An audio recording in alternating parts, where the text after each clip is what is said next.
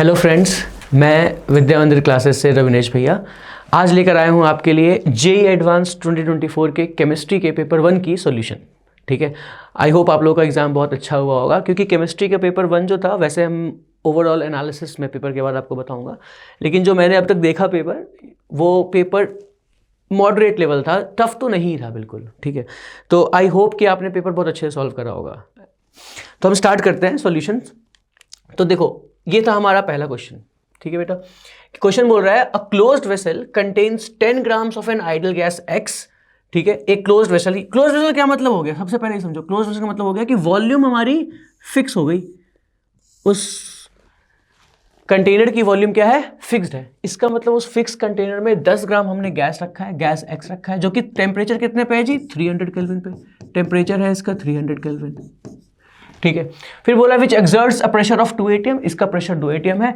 Now at the same temperature 80 gram of another ideal gas is added, मतलब इसी temperature पे, temperature हमने constant रखा और फिर एक दूसरा गैस ऐड कर दिया। लेट्स से ये गैस ए है, मान लो ये गैस हमारा कोई एक्स गैस है, तो दूसरा गैस एक और ऐड कर दिया हमने, जिसको हमने क्या बोला, वाई गैस। ठीक है, तो ये एक हमारा एक्स गैस है, इसको मैं इरेज करता हूँ एक सेकेंड। तो हमारा ये एक्स गैस है और ये वाई गैस है, दो गैस है। एक चीज, सबसे इंपॉर्टेंट चीज जो शायद आप लोगों ने गलती किया होगा आखिरी स्टेप में, क्योंकि पहले तो अगर हमने देखा जाए तो क्वेश्चन बोला गया है the ratio of RMS velocity, तो ये तो आपने बहुत आराम से कर लिया होगा कि भैया अगर हम V X upon V Y की बात करूं और मैं आरएमएस की वेलोसिटी की बात करूं, ठीक है, और velocity of X and Y इसका निकालना है, तो हम क्या बोलेंगे, भैया ये तो under root 3RT by M naught होता है, तो हम लिख दिए 3RT by molar mass of X divided by under root 3RT upon molar mass of Y. ये ठीक है, तो यहां से तो Vx अपॉन Vy जो है बेटा, वो तो देखो बाकी तो कांस्टेंट है, क्योंकि R तो कांस्टेंट है और टेम्परेचर भी कांस्टेंट है, तो क्या मैं सीधा लिख सकता हूं इसको under root My upon Mx।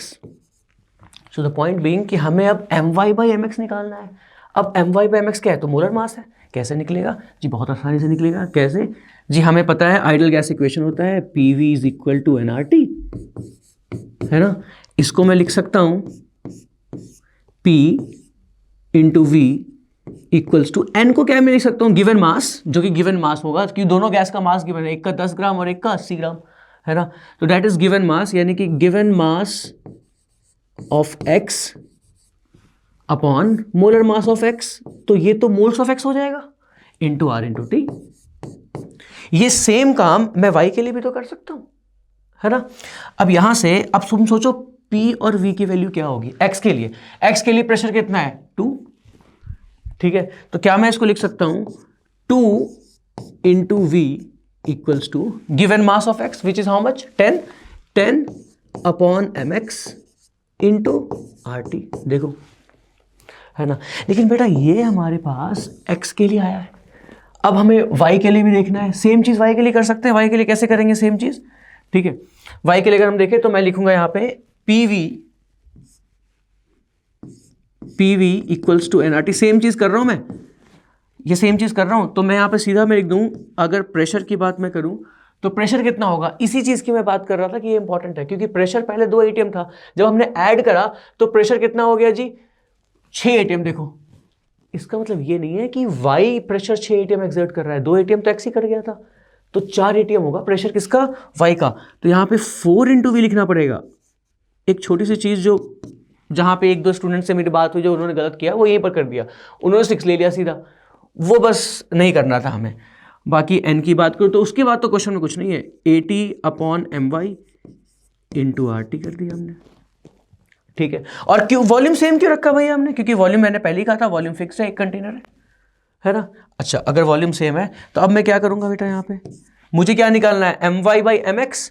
अगर मैं रेशियो ले लूँ दिस अपॉन दिस कर दूँ, मतलब ये अगर हम पहला इक्वेशन माने और इसको अगर हम दूसरा इक्वेशन माने, इस इक्वेशन को अगर मैं दूसरा इक्वेशन मानूं, तो मैं फर्स्ट अपॉन सेकंड करूं, तो क्या आ रहा है, फर्स्ट डिवाइड बाय सेकंड, तो ये आ रहा है 1/2 equals to, left hand side में 1/2 आ जाएगा, राइट हैंड साइड में क्या आएगा 1/8 into M Y by M x.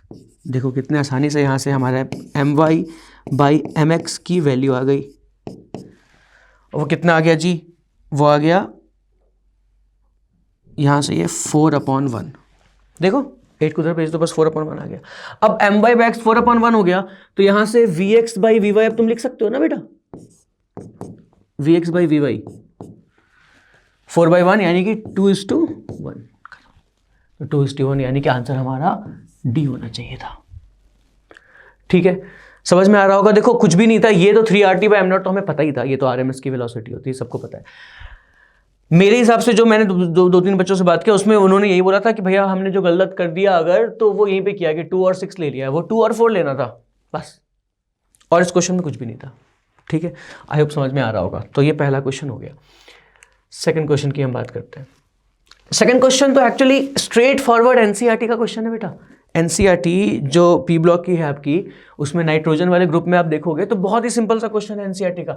उसमें बोला है कि जी HNO2 जब डिस्प्रपोर्शनेट करता है तो वो HNO3 यानी NO3 माइनस और NO, कैसे पता चला? डिस्प्रपोर्शनेशन हुआ, ये कैसे पता चला? इसकी ऑक्सीडेशन स्टेट देख लो, इसकी ऑक्सीडेशन स्टेट देख लो, इसकी ऑक्सीडेशन स्टेट देख लो, इसकी ऑक्सीडेशन स्टेट देख लो, समझ में आएगा। इसकी ऑक्सीडेशन स्टेट +3 पे है, ये +3 ये +1 ये +4 ओवरऑल -4 तो 0 हो गया, +3 पे है।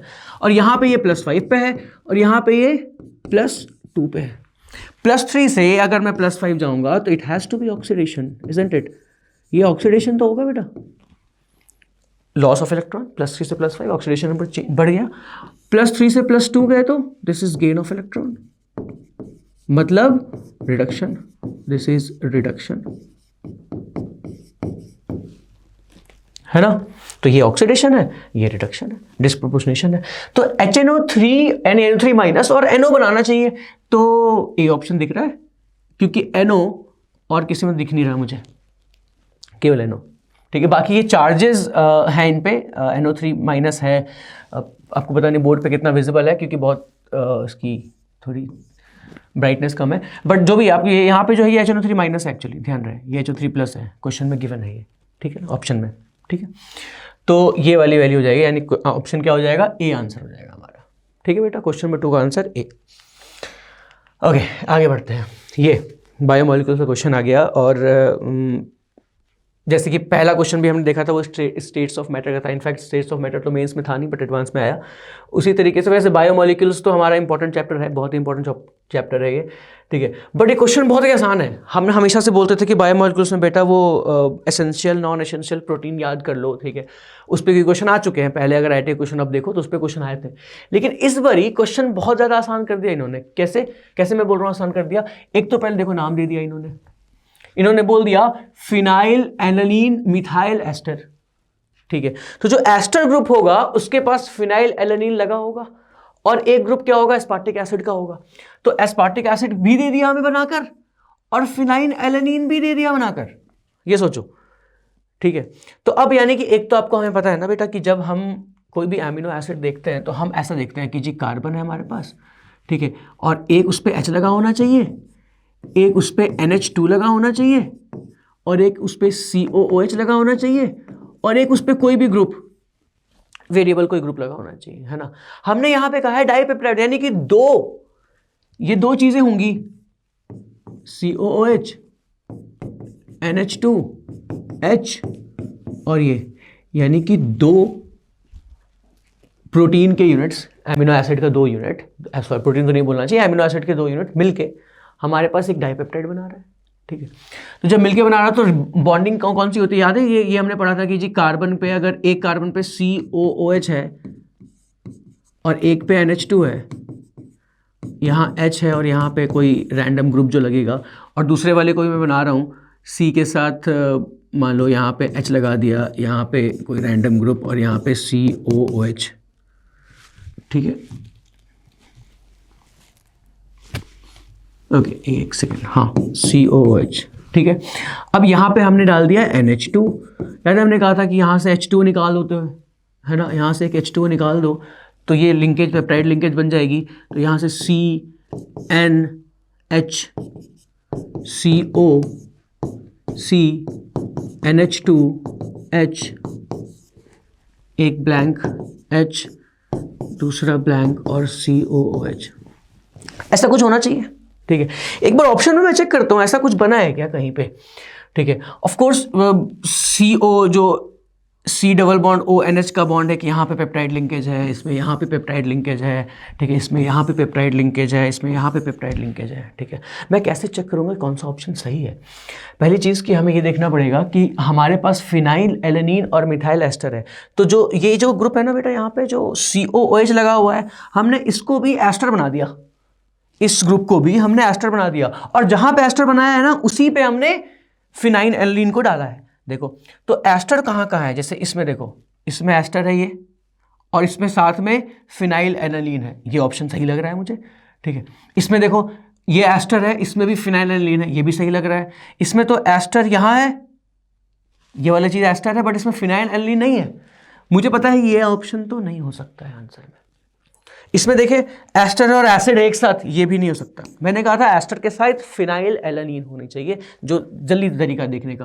तो एस्टर के साथ फिनाइल यहाँ भी, एस्टर के साथ फिनाइल एलानिन यहाँ भी, दोनों केसेस में हो गया है ना। अच्छा, अब भैया कैसे देखेंगे, अब हम देख रहे होंगे COOH फॉर एग्जाम्पल, इन दोनों में डिफरेंस देखो, इन दोनों में क्या डिफरेंस है। ठीक है, इसमें एस्टर के साथ ये एस्टर है, यहाँ पे एस्टर है, इसमें भी एस्टर है। ठीक है, उसके बाद जो कार्बन है, उसके बाद कार्बन है जी, इसमें भी उसके बाद कार्बन है, कोई दिक्कत नहीं। उसके साथ NH, उसके साथ NH। अब यहाँ पे CH2 और PH, यहाँ पे CH2 और PH, सेम ही चीज़ तो लग रहा है हमें। ठीक है, अब क्या जी, ये डबल बॉन्ड O नीचे, ये डबल बॉन्ड O ऊपर, तो या इसका मतलब हमें समझ में आ रहा है। यहाँ पे देखो, इसमें CH, इसमें CH2, इस चीज़ को देखो, एस्टर बनने के बाद यहाँ पे CH है और यहाँ पे CH2 है। अरे ये CH2 जो ग्रुप लगा हुआ है, ये तो कोई ग्रुप था ही नहीं। हमारे पास अगर दो ग्रुप लगे होंगे, एक तो एस्पार्टिक एसिड और एक ये होना चाहिए, CH2 के साथ COH होना चाहिए। ये CH2 के साथ CH तो है ही नहीं, ये CH2 जो ग्रुप आ गया, ये तो एक्स्ट्रा आ गया है, पता नहीं कहाँ से। वरना तो ये यहाँ से देखो, यहाँ से ये एमाइड लिंकेज बना, उसके बाद ये कार्बन है जिसमें CH2COH है, यही तो एस्पार्टिक एसिड का ग्रुप होता है, और साथ में क्या है, एक NH2। तो अगर क्लियर नहीं दिख रहा हो तो मैं इस पर सारे इरेज कर दूं। हाँ, समझ में आ रही बात। तो मैं ये समझाने की कोशिश कर रहा हूं कि यहाँ पे जो ये CH2 लग गया ना, एक एक स्टेप करके बनाना था हमें। ये जो CH2 लग गया, ये गड़बड़ लग गया है, ये CH2 जो लग गया ना, ये गड़बड़ लग गया। ठीक है, तो हमारा ऑप्शन हो जाएगा बी हो जाएगा आंसर। तो क्वेश्चन नंबर 4 पे बोला गया है कि जी इनमें से जो 4 ऑप्शन दिए हुए हैं उनमें से 2 सेट है, हर ऑप्शन में सेट 1 और सेट 2। तो बोला है कि जी सेट 1 में जो 2 कंपाउंड है, दोनों ज्योमेट्रिकल आइसोमरिज्म शो करने चाहिए, और सेट 2 में जो कंपाउंड है वो आयनाइजेशन आइसोमरिज्म शो करना चाहिए। तो इसमें तो वैसे तो कोऑर्डिनेशन कंपाउंड का क्वेश्चन है ये, बट इजी सा क्वेश्चन है जो स्टार्टिंग के आइसोमरिज्म पार्ट से ही आया है। तो इसमें हम बहुत सारे ऑप्शन तो स्टार्टिंग में एलिमिनेट कर सकते हैं। जैसे सेट 1 का पहला देखो, NiCO4 है, ये ज्योमेट्रिकल आइसोमरिज्म शो नहीं कर सकता, और अगर ये ज्योमेट्रिकल आइसोमरिज्म शो नहीं करेगा तो ये ऑप्शन तो गलत हो गया, क्योंकि सेट 1 के दोनों ही ऑप्शन है, दोनों ही कंपाउंड ज्योमेट्रिकल आइसोमरिज्म शो करने चाहिए, वो तो नहीं कर रहा। चलो जी ठीक है, अब सेकंड ऑप्शन पे आते हैं। सेकंड ऑप्शन में मुझे ये दिख रहा है कि सेट 2 के जो 2 कंपाउंड्स हैं ये आयनाइजेशन आइसोमर्स नहीं है, ये कोऑर्डिनेशन आइसोमर्स हैं, ये भी गलत। थर्ड क्वेश्चन पे आते हैं, थर्ड ऑप्शन में मुझे देखना पड़ेगा कि क्या सेट 2, ये जो दूसरे 2 कंपाउंड है, सेट 2 के 2 कंपाउंड है, क्या ये आयनाइजेशन आइसोमरिज्म शो कर रहे हैं? हाँ लग तो रहा है भैया, ClSO4 लग तो रहा है, ये सही कर रहा है। तो फिर अब सेट 1 को देखो, सेट 1 में देखेंगे CONH3 3 है, NO2 3 है, यहाँ पे ईन 2 है, 2 Cl है, तो इसका ड्रॉ करके हमें देखना पड़ेगा कि ज्योमेट्रिकल आइसोमरिज्म शो कर रहा है या नहीं कर रहा है। तो ठीक है, तो हमारे पास for example let's say CO है, CO, तो मैं क्या कर रहा हूँ, आपको ये दिखा रहा हूँ कि ऑक्टाहेड्रल स्ट्रक्चर शो करता है CO, राइट। तो मैं दोनों कंपाउंड बनाऊंगा, सेट 1 के जो दोनों कंपाउंड है वो दोनों ही बनाऊंगा मैं, ठीक है। इसमें बस एक चीज़ करना पड़ेगा हमें कि ये मैं बता रहा हूँ कि ये जैसे एक प्लेन में है जा रहा हूँ, ठीक है। बाकी 2 जो बनाऊंगा वो परपेंडिकुलर प्लेन में बनाऊंगा, इस वाइट डॉटेड प्लेन के, ठीक है। तो इसमें हमने क्या करा, ऊपर और नीचे, ऊपर और नीचे। अब मुझे क्या करना है, 3 NH3 लेना है और 3 NO2 लेना है, यही था क्वेश्चन में। देखो 3 NH3 और 3 NO2, ठीक है। तो इसमें NH3 और ऊपर NH3, NO2 और यहाँ NO2। इसमें मैं क्या कर रहा हूँ, NH3 और एक ऊपर वाला NH3 तो लिख रहा हूँ, एक इसको अपोजिट साइड में डाल के देख रहा हूँ कि जी क्या बनता है। देखिए जरा, NO2 बहुत सिंपल है ये देखना। ये जो 3 है, ये 3 एक साथ आ गए और 3 इधर एक साथ आ गए। ये एक्चुअली ज्योमेट्रिकल आइसोमर है जो हमने पढ़ा था, facmer isomer, facial and meridional isomer. This is facmer. और फैक्मर आइसोमर्स तो ज्योमेट्रिकल आइसोमर्स होते हैं, है ना। तो ये तो हो गया जी, यानी कि इसमें ये ऑप्शन सेट 3 का जो ये पहला ऑप्शन है, ये फेशियल और मेरिडोनियल यानी ज्योमेट्रिकल आइसोमर शो कर रहा है। अब बचा सिर्फ ये CO-इन2 एंड Cl2। देखते हैं। तो कोबाल्ट में हमने क्या करा, इन लगाया, एक इधर लगा दिया, एक इधर लगा दिया, ठीक है। और इसको हमने एक प्लेन में माना है, मतलब, ठीक है ना। बस समझने के लिए मैं डॉटेड लाइन बना रहा हूं। वैसे तो ऑक्टाहेड्रल बहुत सिमेट्रिकल फिगर होता है। और 2 लगे हैं Cl ऐसे। एक ये हो सकता है, क्या कोई और हो सकता है क्या? एक बार चेक करता हूँ, मतलब मुझे तो ऐसा लग रहा है कि और हो सकता है, आप लोगों को लग रहा है कि नहीं? एक बार चेक करके बताओ मुझे। एक इन यहाँ लगा दिया,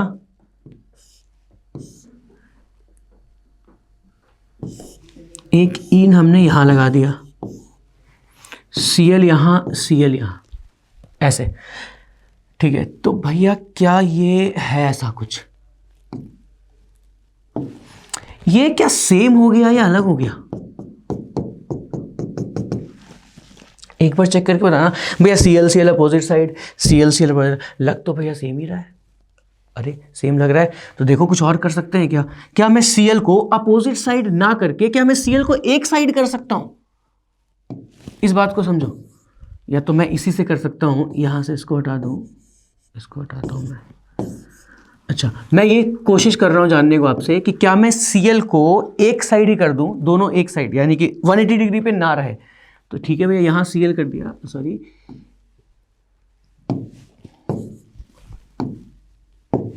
यहां पे Cl कर दिया और यहां Cl कर दिया, तब होगा क्या?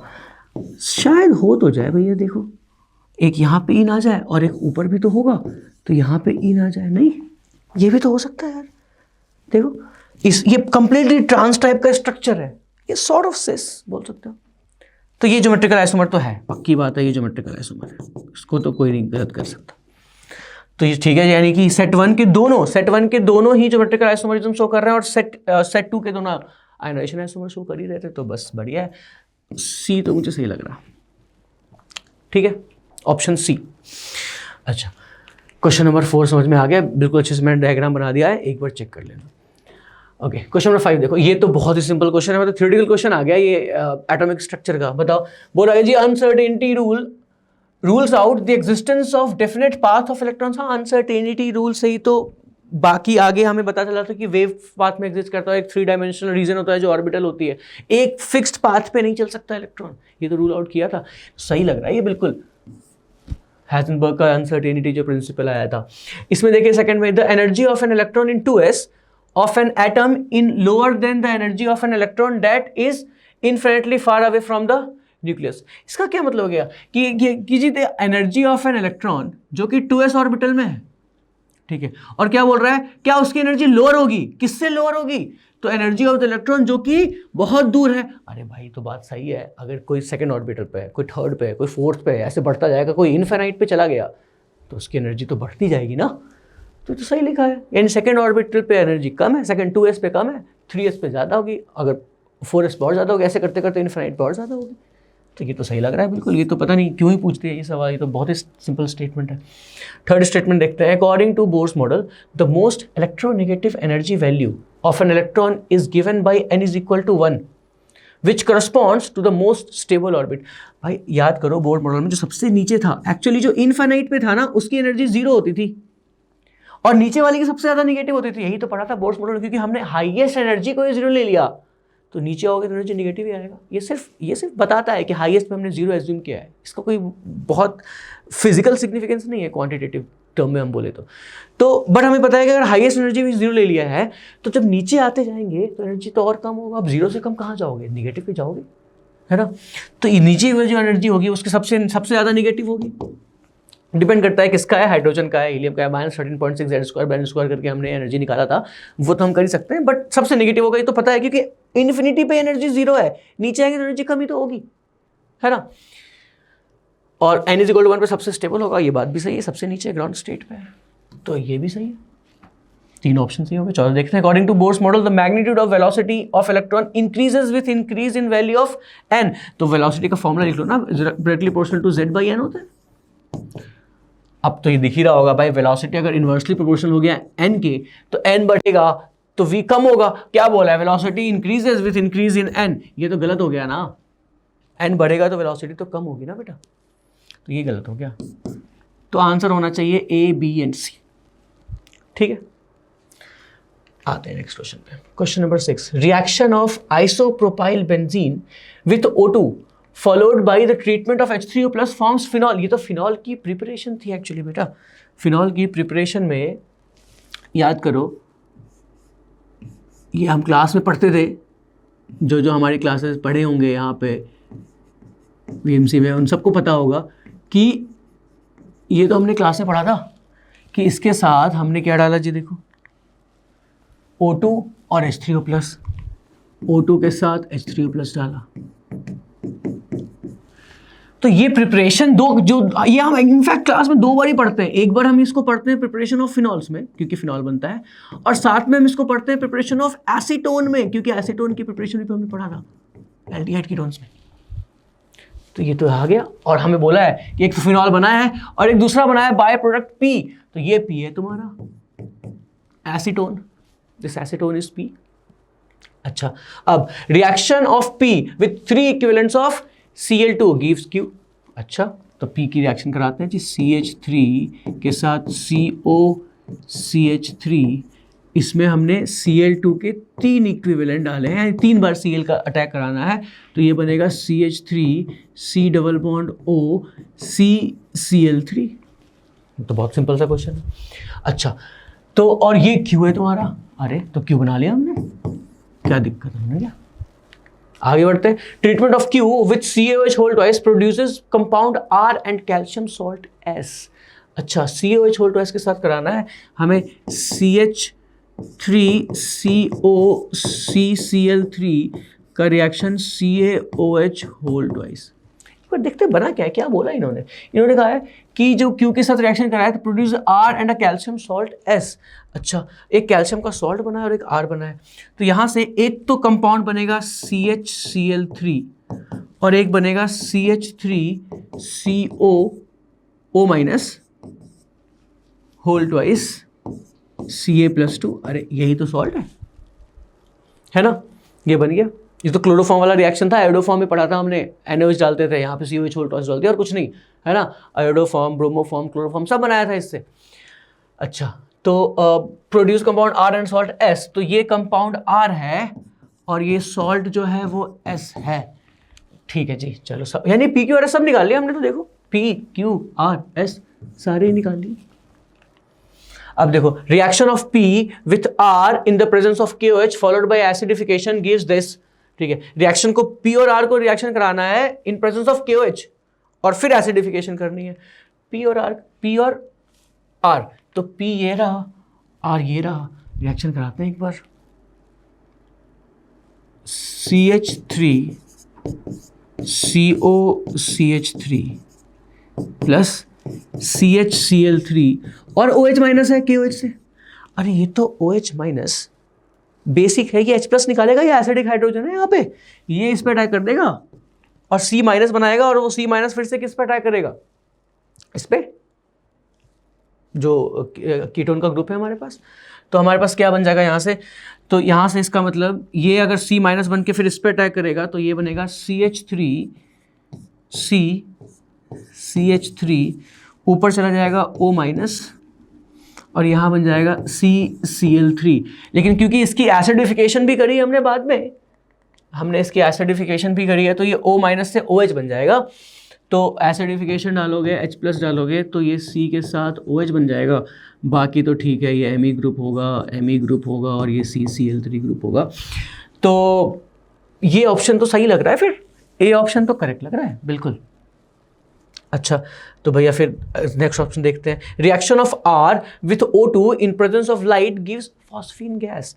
तो R कहाँ चला गया? R हमारा ये है, यानी कि CHCl3 R CHCl3 reaction with R with O2 in presence of, यानी कि CHCl3 के साथ हमने O2 डाला, यहाँ पे O2 और साथ में सनलाइट डाला, तो फॉस्फीन बनता है। यस, ये भी करेक्ट बात है। ये तो एनसीईआरटी में भी लिखा है वैसे तो, क्लोरोफॉर्म को डार्क में स्टोर करना चाहिए ऑक्सीजन के एब्सेंस में, क्योंकि क्लोरोफॉर्म को अगर ऑक्सीजन के प्रेजेंस में और लाइट दोगे तो वो यही हो जाता है फॉस्फीन। बहुत ही डेंजरस गैस है ये बन जाता है। ये तो हम ये क्लास में भी पढ़ते थे, है ना, इसीलिए तो क्लोरोफॉर्म को डार्क स्पेस में हम स्टोर करते हैं। तो ये हो जाएगा, यानी ये ऑप्शन तो सही लग रहा है, फॉस्फीन ही है। तो फिर तो बी भी करेक्ट है जी। अच्छा, इसका देखते हैं। Q reacts with aqueous NaOH to produce this compound. ठीक है, Q है क्या, पहले ये तो देखा जाए। Q ये है, यानी Q तुम्हारे पास CH3CO CCl3 है। Q को हमने रिएक्ट कराया एक्वस OH माइनस, यानी कि NaOH।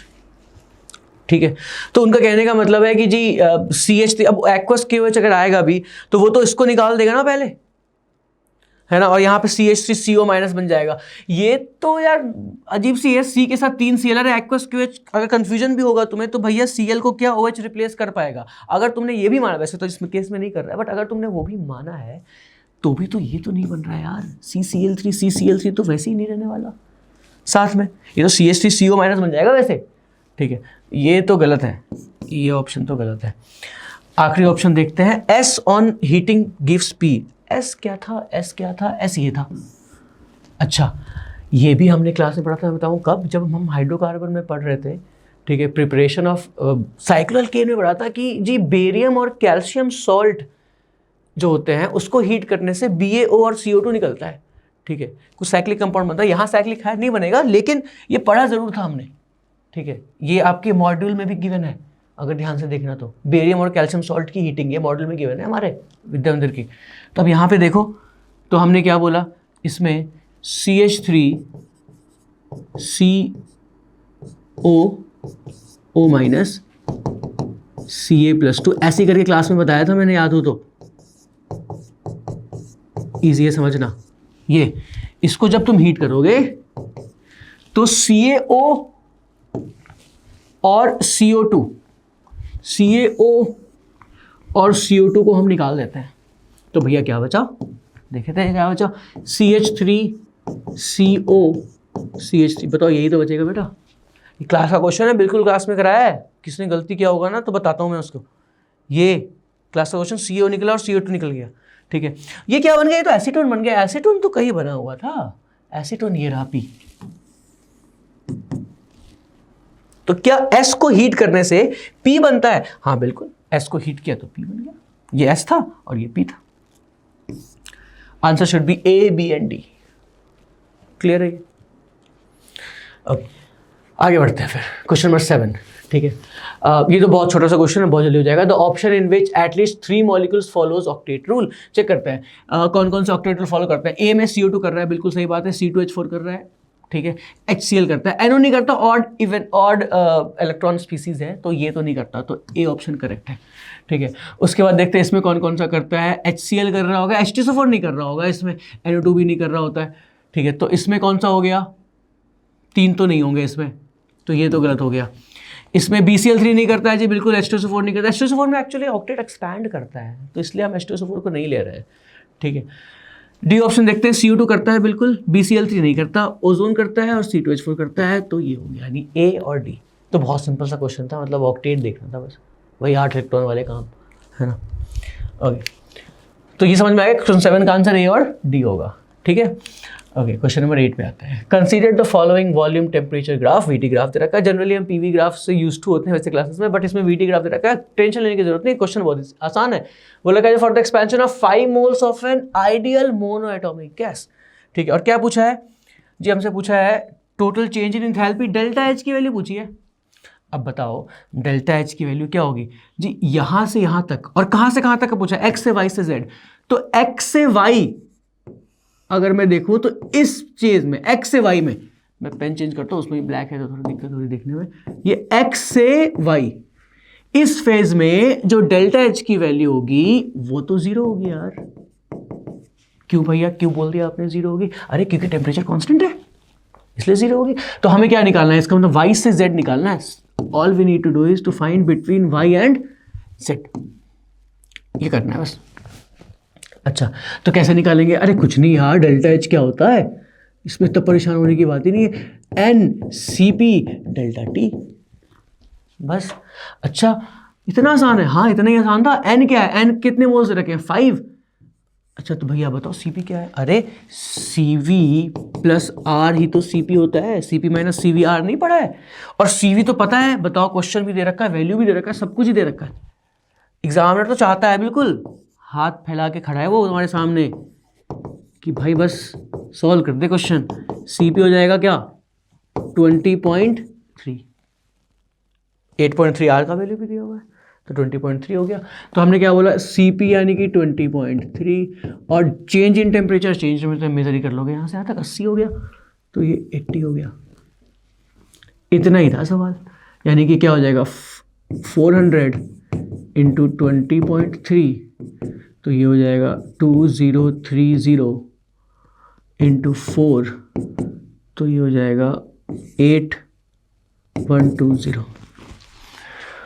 बस इतना ही था, 8120 आंसर आ जाएगा इसका। यही है आंसर डेल्टा एच का, ठीक है। जूल्स में, ऑब्वियसली जूल्स में हमने आर की वैल्यू जूल में रखी है, देखो 8.3, ठीक है। इतना ही आसान था, मतलब थर्मोडायनेमिक्स के नाम पे तो मजाक हो गया, इतना आसान सा क्वेश्चन आ गया है ना। डेल्टा एच का तो पता ही था, हमें एनसीपी डेल्टा टी होता है, ठीक है। खैर चलो अच्छी बात है, इजी क्वेश्चन है, क्योंकि पेपर 2 इससे थोड़ा बेटर था, बट पेपर 1 तो मैं इजी ही कंसिडर करूँगा।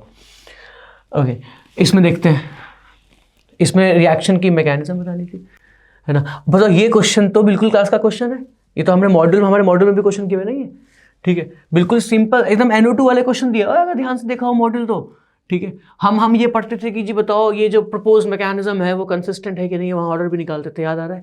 ये वैसे क्वेश्चन है, जिसने अगर क्लास में अच्छे से सुना हो उसके लिए तो मतलब मज़े आ गए होंगे एग्जाम में, ठीक है। तो इसमें क्या बोला इन्होंने कि जी ये फास्ट है ये स्लो है, तो हमेशा ये लिखते थे यार कि रेट ऑफ ओवरऑल रिएक्शन, अब तो बोर हो गए हो ये लिखते लिखते, इतनी प्रैक्टिस करी थी इसकी, is equal to rate of RDS, almost यही होता है, रेट तो सेम ही होता है, ठीक है। अब हमने अगर रेट ऑफ RDS की बात करें तो वो होगा K2 times concentration of N2O2। क्यों भैया आपने कैसे बोल दिया कि ये RDS है? क्योंकि ये स्लो है यार, स्लो रिएक्शन ही तो RDS होता था, इंटू H2, यही लिखेंगे हम। लेकिन ओवरऑल रिएक्शन की हम बात करें तो ओवरऑल रिएक्शन में जो रिएक्टेंट है वो NO है और H2 है। यार H2 तो ठीक है, N2O2 नहीं आना चाहिए, NO आना चाहिए, तभी तो हम इक्वेट कर सकते हैं। तो यानी N2O2 को किसी तरीके से एलिमिनेट करा के NO के फॉर्म में लिखना पड़ेगा। ये है हमारा सब सवाल, कैसे लिखेंगे? अब वो तो इक्विलिब्रियम वाला कंसेप्ट आ गया जी, क्या कि concentration of N2O2 upon concentration of NO का square should be equal to K equilibrium, जो कि गिवन है, ठीक है। ये KF और KB दिया हुआ, फर्क नहीं पड़ता, KF अपॉन KB को K इक्विलिब्रियम लिख सकते हो, ठीक है। मैं कांस्टेंट लिख रहा हूँ, कोई दिक्कत नहीं है, उसको वो निकालना भी नहीं है, हमें वैसे भी ऑर्डर निकालना है, देखो। तो बस फिर यहाँ से क्या लिख सकते हो, N2O2 की कंसंट्रेशन को लिख सकते हैं K इक्विलिब्रियम टाइम्स NO का square, as it is put कर दो यहाँ पे, तो रेट आ जाएगा K2 into K equilibrium into NO का square into H2 to the power 1। बताओ ऑर्डर क्या होगा, 2 + 1 3, यानी 2 + 1 3। कितना ही आसान क्वेश्चन है, बताओ, है ना। कुछ है ही नहीं इसमें, 3 हो गया, ऑर्डर खत्म। चलिए आगे बढ़ते हैं। Okay, question number 10, complete reaction of acetaldehyde with excess formaldehyde. पहले तो ये याद करो, और मैं कैसे समझाऊँ, तुम बोलोगे कि मैं मजाक कर रहा हूँ, बट ये भी क्वेश्चन क्लास का ही क्वेश्चन है। ये हमने हमेशा से कराया है कि एसिटाइलडिहाइड CH3COH, इसको हम एक्सेस ऑफ फॉर्मल्डिहाइड, याद करो हमने बहुत मस्त सा एक फिगर बना दिया था, स्वास्तिक की तरह फिगर बनाया था, ऐसे ऐसे करके एक स्ट्रक्चर बना दिया था, याद आ रहा है? जो बच्चों की क्लास में उनको याद होगा, ठीक है, वैसे स्ट्रक्चर सा बनाया था देखने के लिए, तो याद रहे तुम्हें। अब वही क्वेश्चन आ गया, बताओ, ठीक है। अब इसमें देखते हैं, चलो कि एक सेकेंड पेन निकाल लिया जाए। अब इसमें क्या होगा, OH माइनस डाला है साथ में, यार एल्डोल करा है या कैनिज़ारो करा है, अरे यहाँ पे अल्फा हाइड्रोजन तो है ना, तो ठीक है ना, H+ निकालो ना यहाँ से, ठीक है। तो OH माइनस को इस पर अटैक करा दो, यहाँ से बनेगा क्या, H+ निकाल दो, तो ये CH2 माइनस टाइप्स कुछ बनेगा, और साथ में COH होगा। एल्डोल रिएक्शन का क्लासिक केस है ये पहला, लेकिन क्योंकि एक्सेस भी आ रहा है तो थोड़ा और देखना पड़ेगा, देख लेंगे, डरते थोड़ी है। COH क्या है, इसको हम इस पर अटैक करा देंगे, ये वैल्यू उठ के ऊपर चली जाएगी, ये बॉन्ड, ठीक है। अच्छा, तो प्रोडक्ट क्या बनेगा, मैं सीधा अगर प्रोडक्ट देखूँ ना, क्योंकि मैं आगे, ये छोटा सा कंपाउंड नहीं है, कंपाउंड बड़ा बनेगा, तो प्रोडक्ट क्या बनेगा, मैं इसको लिख रहा हूँ, देखो ये COH होगा, साथ में CH2 इससे जुड़ जाएगा, तो मैं पहले COH लिख देता हूँ, ये शांति से लिखा रहे अपना, उसके साथ में क्या लगा हुआ होगा, CH2, ये CH2 किससे जुड़ा होगा, एक CH2OH से, CH2OH से, ऐसे, ठीक है। अच्छा, मुझे ये बताओ कि ये तो बन गया, क्या इसके पास अभी भी कोई अल्फा हाइड्रोजन है, अरे है ना अल्फा हाइड्रोजन, बिल्कुल है, क्यों नहीं है, कहाँ भैया अल्फा हाइड्रोजन दिख गया आपको, अरे ये अल्फा हाइड्रोजन तो है, ठीक है। अच्छा, क्यों भैया, क्या एक्सेस में क्या है, ये एक्सेस में है, तो हम इस पे एक बार और अटैक करा सकते हैं इसका। अभी क्या हुआ, अभी देखो ध्यान से, CHO था और C के साथ 3 H थे, अभी देखो CHO है, C के साथ 2 H है, एक H कहाँ गया, उस H को रिप्लेस कर दिया किसने, CH2OH ने। अरे अगर एक H को, इसके एक H को CH2OH रिप्लेस कर सकता है, तो बचे हुए 2 को भी कर सकता है। तो मैं सीधा एक्सेस का प्रोडक्ट बनाऊंगा कि HCHO एक्सेस में है, थोड़ा टाइम बचाने के लिए, ठीक है, सीधा प्रोडक्ट बनाऊंगा, तो ऐसा आएगा COH यानी CHO जो भी आएगा, साथ में C के साथ एक CH2OH इधर, एक और CH2OH आएगा, ऐसे, यहां पे CH2 लिख दो, लिखना हो तो, ठीक है, और एक और आएगा, तो मैं इसको थोड़ा ऐसे लिख ही देता हूं, वरना आपको कंफ्यूजन ना हो जाए।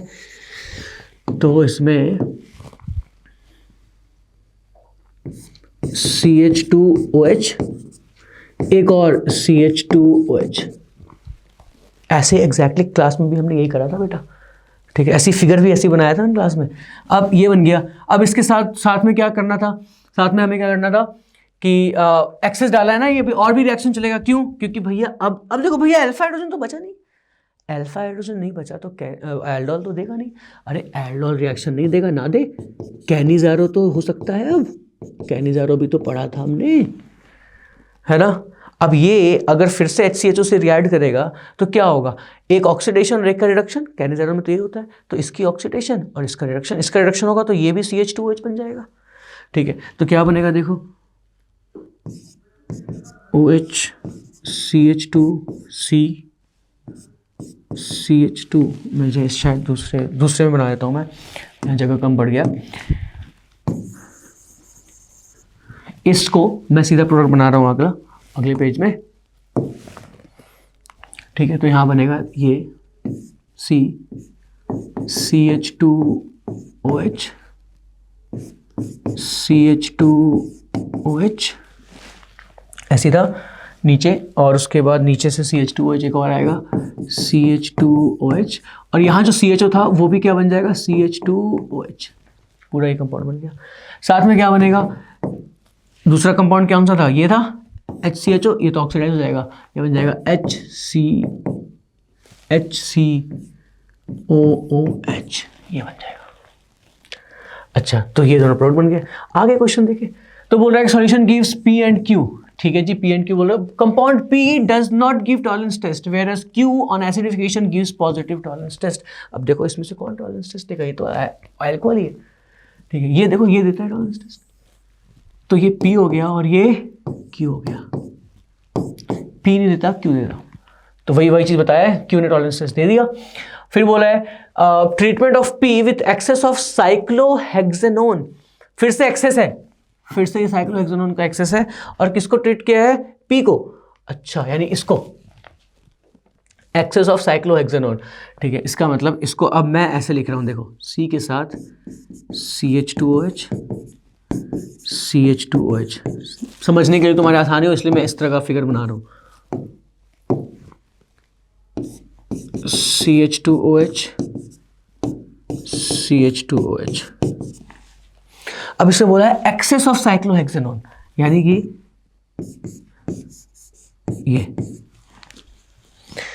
अब ये बताओ यार, एक्सेस ऑफ साइक्लोहेक्सेनोन आएगा तो ये तो वही हो गया जो डायोल का रिएक्शन होता है कीटोन के साथ, तो कीटोन का डायोल का रिएक्शन होगा, लेकिन ये एक्सेस है, फिर से दो बारी कर दिया ये एक्सेस, तो यानी कि ये इधर से भी अटैक करेगा और इधर से भी अटैक करेगा, बहुत अजीब सा फिगर बनेगा, मतलब बहुत ही कॉम्प्लिकेटेड था, बट ये सोचना मुश्किल नहीं था। इस क्वेश्चन को थोड़ा हम बोल सकते हैं कि हाँ थोड़ा लेंदी था, लेकिन सोचना मुश्किल नहीं था।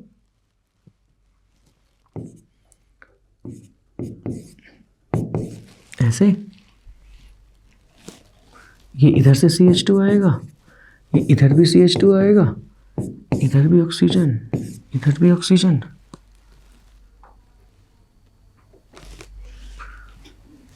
ठीक है, यहां से O और O जुड़ के आ जाएगा,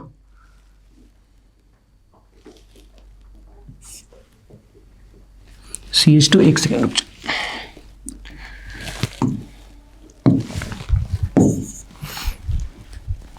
देखो याद है ना, ये हमने क्या किया था, हमने जब कीटोन को किसी भी ग्लाइकॉल के साथ रिएक्शन कराते थे ऐसे, ठीक है, मतलब कार्बन के साथ CH2H दो लगा दो, एक रिंग सा बनाया ना, सेम ही, मतलब NCERT में भी है ये चीज,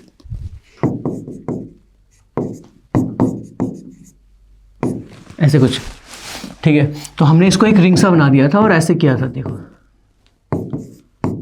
ऐसे, याद करो ये ऐसे बनाया था, बस हम वही काम कर रहे हैं, ये दो हैं और डबल बॉन्ड O है, तो बीच में एक ये बना दिया और फिर हमने उसको एक रिंग से कनेक्ट कर दिया, बस इतना ही कर रहे हैं कि ये तो एक रिंग है ही, ठीक है, साथ में एक ऑक्सीजन यहां से आ जाएगा, चेक कर लो, ये यहां पे क्या हो रहा है, ये दो ऑक्सीजन इससे आके जुड़ रहे हैं और ये खुद ही एक रिंग है, ये जो जुड़ा हुआ है कार्बन खुद ही एक रिंग से जुड़ा हुआ है, तो यहां से हम इसको ऐसे और ऐसे कर दिया सीधा, ठीक है, और ये खुद भी एक रिंग है इधर,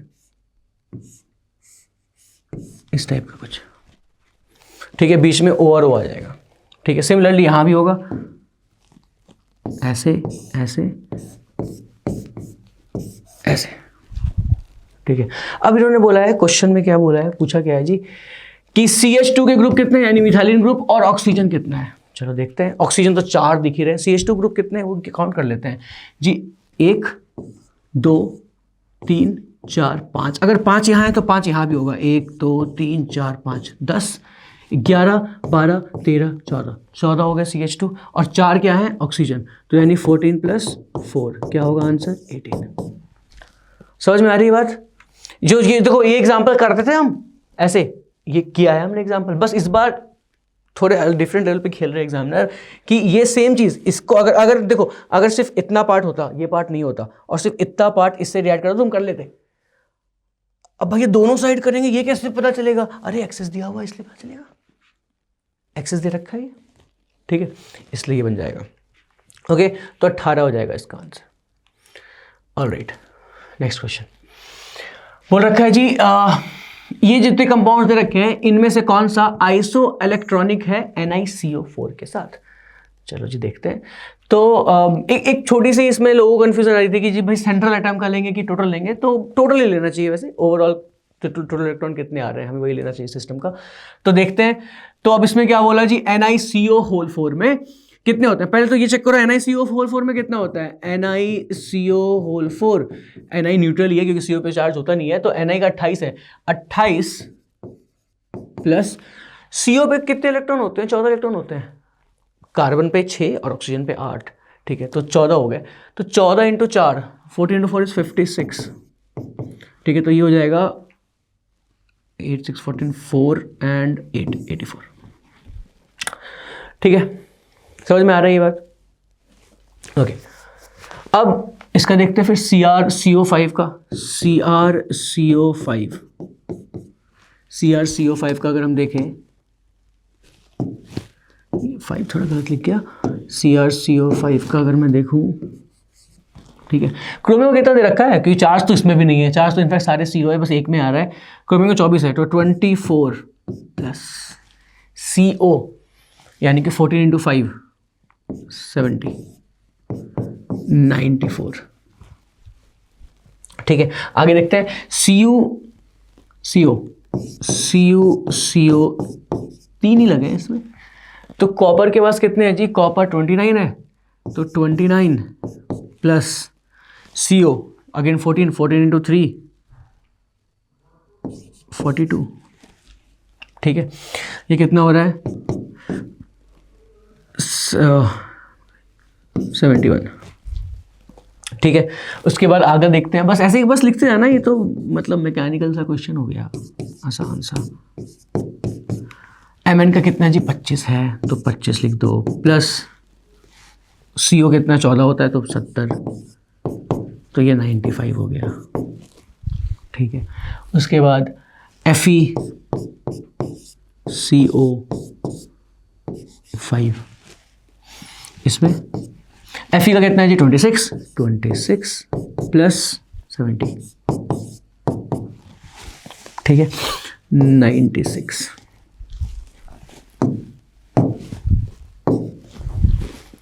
ठीक है। हाँ, अब आगे देखते हैं कौन सा गया, FeCO के बाद CO3 ओवरऑल क्या है 3 माइनस, अरे तो कोबाल्ट का कितना होता है, कोबाल्ट 27, यानी 27 प्लस 3 30 हो गया, प्लस 14 इंटू 3 42, ठीक है, 42 हो गया, तो ये कितने हो गए, और तो कुछ है नहीं, 42, ठीक है, तो ये हो जाएगा 30 प्लस 42 इज 72, ठीक है। उसके बाद आगे आते हैं CrCO4, चलो जी CrCO4 चार्ज भी है क्या, हाँ जी चार्ज है 4 माइनस का, 4 माइनस का चार्ज है, तो Cr कितना है जी 24 प्लस 4, चार्ज निगेटिव है 28 हो गया, प्लस 56, 28 प्लस 56 इज 84, ये हो गया। उसके बाद आखिरी है IrCO3, वैसे तो उसका बनाने का मेरा मन ही नहीं है, क्योंकि IR तो वैसे उसकी एटॉमिक नंबर बहुत ज़्यादा हो जाएगी, बट चलो बना देते हैं। क्या हो जाएगा, IR का दे रखा 77 प्लस 42, ठीक है, तो ये हो गया 9 और 11, 119, कहाँ से ज़्यादा हो जाती है, चलो ठीक है। तो यहाँ तक समझ में आ गया होगा। अब इसमें हमें चेक करना है कि किसका सेम आइसोइलेक्ट्रॉनिक कौन है, किसके, NiCO4 के। NiCO4 में कितना था 84 था, कोई है 84 वाला, ये दिख गया, ये है 84 का, बाकी तो है नहीं, तो एक ही है, तो आंसर 1 होगा, बस खत्म, ठीक है। ये भी बड़ा आसान सा क्वेश्चन, देखो कोऑर्डिनेशन कंपाउंड क्वेश्चन वैसे जो भी आए हैं, जो पेपर 1 में मुझे दिखे वो इजी दिखे हैं सारे, ठीक है तो तीन ऑलमोस्ट दिख गए हमें। चलो आगे देखते हैं फिर इसमें क्वेश्चन नंबर 12 कहता है जी ये कंपाउंड है, इसमें 15 कार्बन लगे हैं बीच में, और उसमें Hg अल्काइन में OH और H जोड़ रहे हैं, बस वही तो करना है, तो देख लेते हैं। यानी कि अगर मैं देखूँ इसमें CHC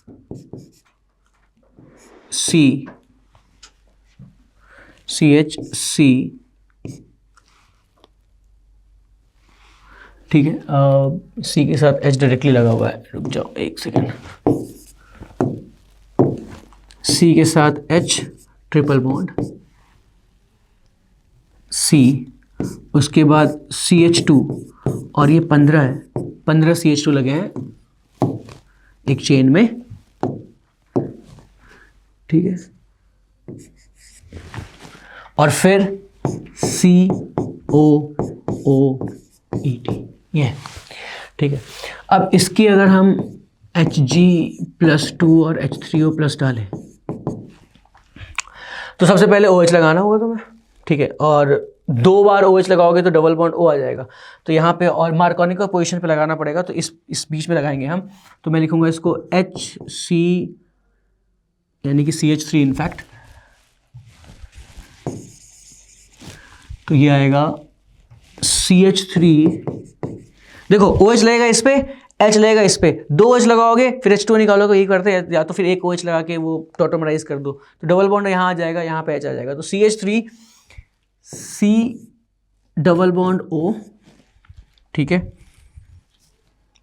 1 2, उसके बाद CH2 15,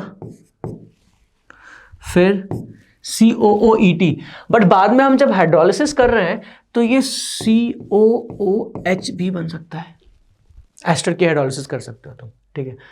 उसके बाद या तो वो आखिरी स्टेप में भी कर सकते हो, जो आखिरी स्टेप में भी हमने H+HCl डाला है, आखिरी स्टेप में करो तो बेटर है, क्योंकि यहाँ पे रिड्यूसिंग एजेंट हमने डाल दिया है, ठीक है।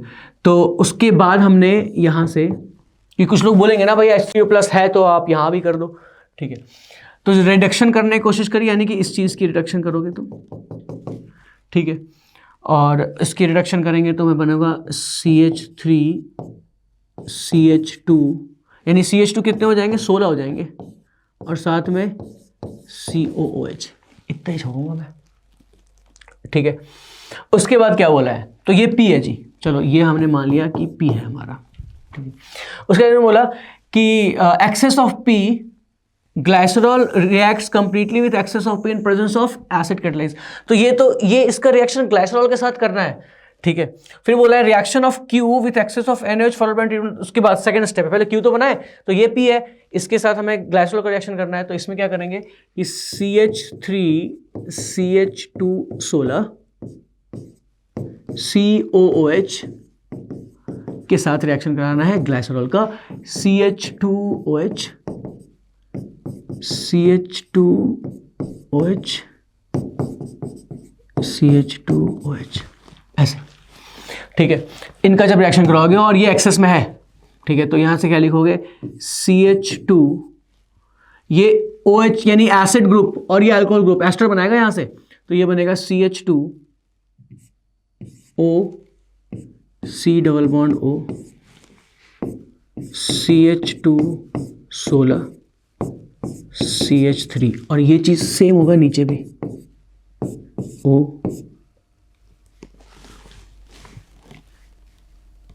एक से थोड़ा सा यहाँ पे इरेज कर दूँ इसको, O C double bond O CH2 और ये 16 और ये CH3, यहाँ से CH2O C double bond O CH2 16 and CH3, ये बनेगा पूरा भयानक सा कंपाउंड, ठीक है। अब क्या बोला हमने कि इसमें यानी कि Q, ये Q बन गया हमारा। फिर हमें बोला गया है कि reaction of Q with excess of NaOH, ठीक है, followed by treatment of CaCl2 yields calcium soap. तो अगर हमें इसका कैल्शियम सोप बनाना है तो पहले तो एक चीज़ बनाओ, उसके हाइड्रोलिसिस करोगे तो पहले तो ये पूरा खत्म हो जाएगा, फिर से ग्लाइकोल बन जाएगा, तो एक तो ग्लाइसरॉल आ गया फिर से, यानी कि CH2OH, इस पे तो कोई ध्यान ही नहीं देंगे क्योंकि ये तो वापस से फिर यूज़ करेंगे इसको हम, ये खत्म। इसके साथ क्या बनेगा, ये पूरा टूट जाएगा, ठीक है। तो यहाँ पे मैं बनाऊंगा इसको CH3 CH2 16, ध्यान से देखेंगे बिल्कुल, फिर बोलेंगे COO minus whole twice Ca। अब ये बताओ बेटा कि इसके, अब आगे देख, चलो ये तो समझ में आ गया पहले, बैलेंस तो हम बाद में कर लेंगे क्योंकि बैलेंस करने की जरूरत पड़ेगी। अब बोले क्या है कि क्वांटिटेटिवली यानी क्वांटिटेटिव देखिए starting with 1 mole of Q. अच्छा तो क्यू का 1 मोल यानी इसका 1 मोल लिया हमने, ठीक है। तो पूछा है इसका 1 मोल लेंगे तो अमाउंट ऑफ आर, तो आर कितना बनेगा, यानी ये आर है तुम्हारा, आर कितना बनेगा ये पूछा कि क्यू लिया हमने 1 मोल तो आर के मोल कितने होंगे। अच्छा इसके 1 मोल में कितने पार्ट है, इसके 3 है, इस जो सोप बना रहा है वो 3 है, ठीक है। लेकिन एक्चुअली अगर हम सोडियम के साथ बना रहे होते तो 3 बन जाते, बट सोप में देखो तो 2 यूनिट आ रहा है। बस मैं इस यूनिट की बात कर रहा हूं, मैं हाईलाइट करता हूं, देखो सिर्फ मैं इस यूनिट की बात कर रहा हूं, ये यूनिट की बात करें तो ये यहां पे 2 यूनिट यूज हुआ है तो एक बच गया, है ना। इसका मतलब इसके 1 मोल से इसका 1.5 मोल बनेगा, ठीक है। तो हमें समझ में आ जाना चाहिए कि ये 1.5 मोल बनेगा इसके 1 मोल से, और अगर ये 1.5 मोल बनेगा तो बस फिर क्या निकालना था, क्वेश्चन देखो मास निकालना है बस, सबका मोलर मास गिवन है और मास निकालते हैं। तो क्या हो जाएगा इसका मास, इसका मास हम देखें अगर तो कार्बन कितने हैं जी 16 17 18 यानी 18 इंटू 12, पहले तो ये करना पड़ेगा, ठीक है। 16 17 18 प्लस 18 इंटू 12 करने के बाद हम ऐड करना पड़ेगा हाइड्रोजन कितने हैं जी 16 और 2 32, 32 और 3 35, ये हाइड्रोजन है, प्लस ये समझ में आया ना 16 17 18 18 कार्बन थे तो 12 से मल्टीप्लाई कर दिया, ऑक्सीजन कितने थे 32 3 35 और सॉरी हाइड्रोजन कितने थे 32 और 3 35 35, ऑक्सीजन कितने हैं जी 2, तो ऑक्सीजन का मास हो जाएगा 16 दूनी 32 32, और इन सब को हम मल्टीप्लाई करेंगे 2 से, ठीक है, क्योंकि ये 2 यूनिट है, और फिर ऐड करेंगे किससे 40 से, तो इसको हमको फिर ऐड करना है 40 से, ध्यान रहे। इसको पहले मैं कैलकुलेट करके देख लेता हूँ, तो यहाँ से इसको कैलकुलेट करोगे, इधर करता हूँ 18 इंटू 12 कर दिया हमने, तो 180 और 24 204, 180 and 24 204 plus 67 this much into 2, तो ये आ रहा है 271 इंटू 2, तो ये आ जाएगा तुम्हारा 245, ठीक है। दिस प्लस कैल्शियम का मास विच इज 2, ठीक है, कैल्शियम विच इज 40, ठीक है, तो ये आ जाएगा 602, आई थिंक 1-2 मास थोड़ा कम हो गया, 16 32 और 3 35, ये ठीक है। 18 इंटू 12 कर देना है, ठीक है।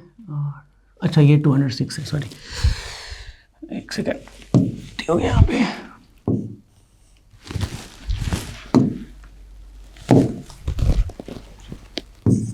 अरे यार एक सेकेंड, ये थोड़ा कैलकुलेशन का यहाँ पे है 206 आएगा ये, ठीक है। ठीक है, तो ये 600 बस मल्टीप्लाई करके देख लेना, उससे कोई दिक्कत नहीं आएगी। तो ये 606 आ जाएगा यहाँ से, ठीक है। यहाँ पे 6 करना पड़ेगा आपको,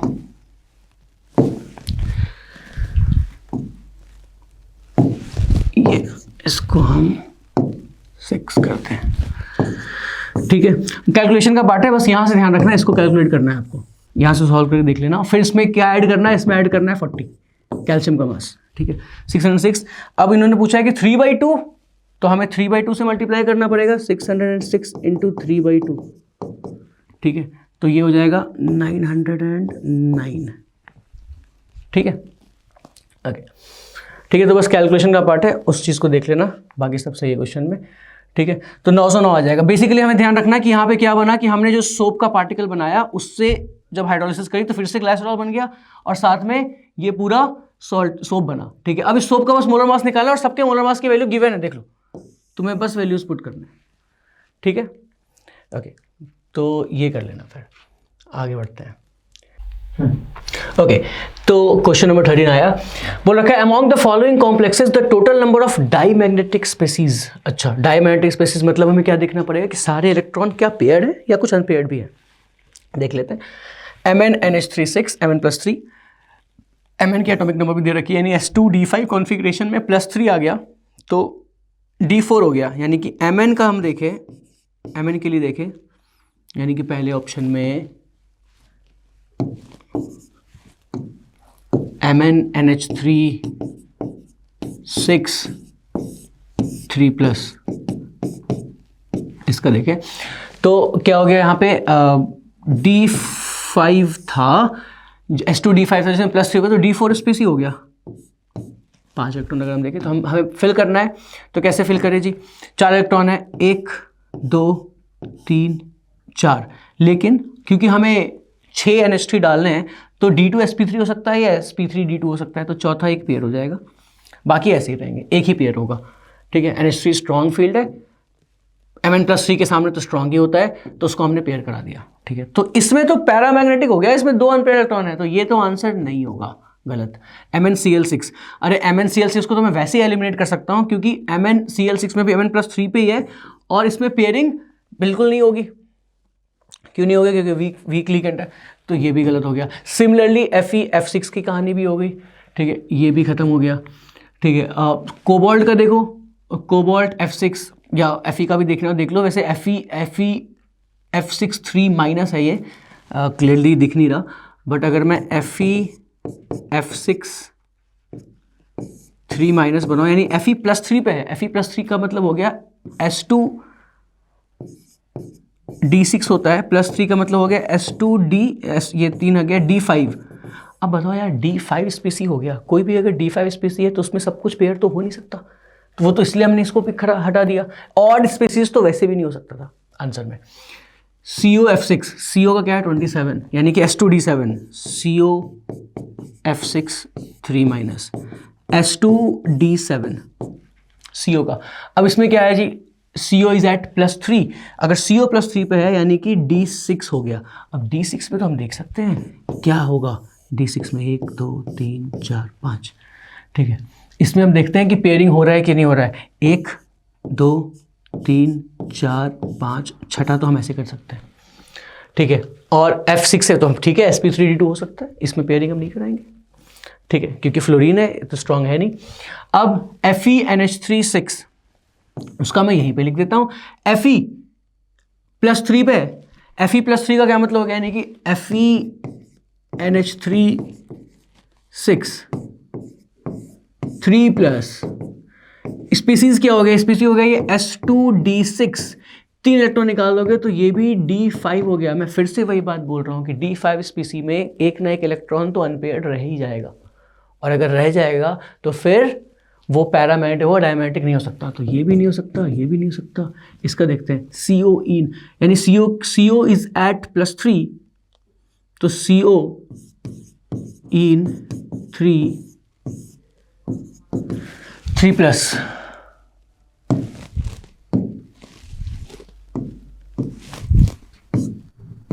ऐसे। कोबाल्ट का देखें, कोबाल्ट 27, यानी कि S2D7 +3 बोले तो D6 इलेक्ट्रॉन हो गए। क्या D6 को हम, क्योंकि इन एक स्ट्रॉन्ग है, स्ट्रॉन्ग पेयरिंग कर सकता है, इन स्ट्रॉन्ग लिगेंड है, तो हम 1 2 3 4 5 6 ऐसे करके D2 sp3 हाइब्रिडाइजेशन कर सकते हैं इसकी। ठीक है, इन स्ट्रॉन्ग है तो ये पेयरिंग हो जाएगा, यानी इसमें this has an number of unpaired electrons कितने हैं, अनपेयर्ड इलेक्ट्रॉन कितने हैं, 0 है। इसका मतलब ये क्या हो जाएगा, डाईमैग्नेटिक। ठीक है, तो एक ही डाईमैग्नेटिक होगा, वो होगा ये, तो आंसर 1 होना चाहिए। ठीक है, ऑलराइट, 13 भी हो गया। ठीक है, नेक्स्ट क्वेश्चन हम 14 देखेंगे। ठीक है, तो 14th क्वेश्चन एक्चुअली काफ़ी लंबा सा क्वेश्चन है, तो वो स्क्रीन में हमारे आता नहीं और फिर उसको समझाने में दिक्कत होता है, तो मैंने क्वेश्चन पेपर ही निकाल लिया है क्वेश्चन नंबर 14 में। ठीक है, क्वेश्चन नंबर 14 में कहता है कि सबके आयंस की वैल्यू दे रखी है, एक्चुअली तुम्हारे आयंस की वैल्यू सबकी गिवन है, और जैसे फॉर एग्जांपल देखो Ag+, मैं क्वेश्चन यहाँ पे लिख दूंगा आपके लिए, घबराने की बात नहीं है।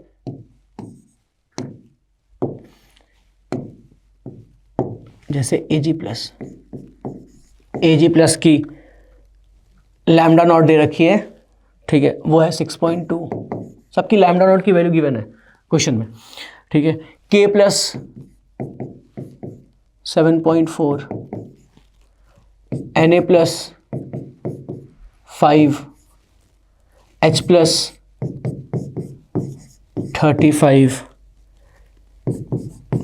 NO3 minus 7.2, Cl minus 7.6, SO4 2 minus 16, OH minus 19.9 and CH3COO minus की वैल्यू है 4.1। ठीक है, क्वेश्चन बहुत अच्छे से लिखा हुआ है। एक्चुअली जब भी हम कंडक्टोमेट्रिक टाइट्रेशन की बात करें, ठीक है, तो उसमें हमें सबसे बड़ा सवाल ये होता है कि एक तो जब हम टाइट्रेशन कर रहे होते हैं उसमें आपने नीचे कोनिकल फ्लास्क में क्या रखा है और ऊपर से जो आप ऐड कर रहे हो वो किसका ऐड कर रहे हो, ये पता होना बहुत ज़रूरी है, क्योंकि अगर ये उल्टा हो गया तो ग्राफ भी चेंज हो सकता है। ठीक है, तो हमें ये जानना पड़ेगा कि किसको हम ऐड कर रहे हैं और किस में ऐड कर रहे हैं। ठीक है, तो बहुत अच्छे से क्वेश्चन समझाया है। ये हम क्लास में ये बात करते थे कि हमेशा क्वेश्चन में ये देखना कि किसको ऐड कर रहे हो, किस में ऐड कर रहे हैं। क्वेश्चन में समझाया, इसमें लिखा है in a conductometric titration small volume of titrant of higher concentration is stepwise added to a large volume of titrate. ठीक है, तो टाइट्रेंट को हम टाइट्रेट में डाल रहे हैं। बेसिकली ये जो नीचे बैठा है दिस इज टाइट्रेट, क्वेश्चन में लिख दिया है, अब अपना दिमाग ज़्यादा लगाना नहीं है। ऊपर जो हम डाल रहे हैं वो है टाइट्रेंट, ऐसे है। अब मैं स्टेप वाइज क्वेश्चन सॉल्व करूंगा और कंडक्टेंस का तुम्हें ग्राफ बताना है। ठीक, कंडक्टेंस वर्सेस वॉल्यूम जो हम ऐड कर रहे हैं। सबसे पहले बोला है टाइट्रेट KCl है और टाइट्रेंट AgNO3 है। टाइट्रेट KCl है, यानी कि टाइट्रेट यानी नीचे जो है वो है KCl, मैं हर बार ये चेंज करता रहूंगा, नीचे KCl है और ऊपर जो टाइट्रेंट है वो क्या है AgNO3, ये। ठीक है, अब तुम्हें बताना है कि ग्राफ इसका किस शेप का बनेगा। ठीक है, तो इसमें किस तरह का ग्राफ बनेगा। पहले यानी कि पहले कंडक्टेंस किसके कारण आ रही थी, अगर सॉल्यूशन में पहले सिर्फ KCl थी तो कंडक्टेंस किसके कारण थी, K प्लस और Cl के कारण। ऐसे देख कर चेक करते हैं कि पहले कंडक्टेंस आ रही थी भैया K प्लस और Cl माइनस के कारण। अब हमने इसमें AgNO3 ऐड कर दिया तो जो प्रोडक्ट बन गया वो एक तो AgCl बन गया, उसको लिखने की जरूरत ही नहीं है, AgCl तो सॉलिड है, वो सॉल्यूशन से बाहर निकल गया। बचा क्या जी, K प्लस बचा और NO3 माइनस बचा। इसका मतलब क्या हुआ, पहले जो कंडक्टेंस था वो K प्लस और Cl माइनस के कारण आ रहा था, अब जो कंडक्टेंस आएगा वो K प्लस और NO3 के कंडक्टेंस आएगा। तो K प्लस तो सेम ही रहेगा, K प्लस में तो चेंज आएगा नहीं।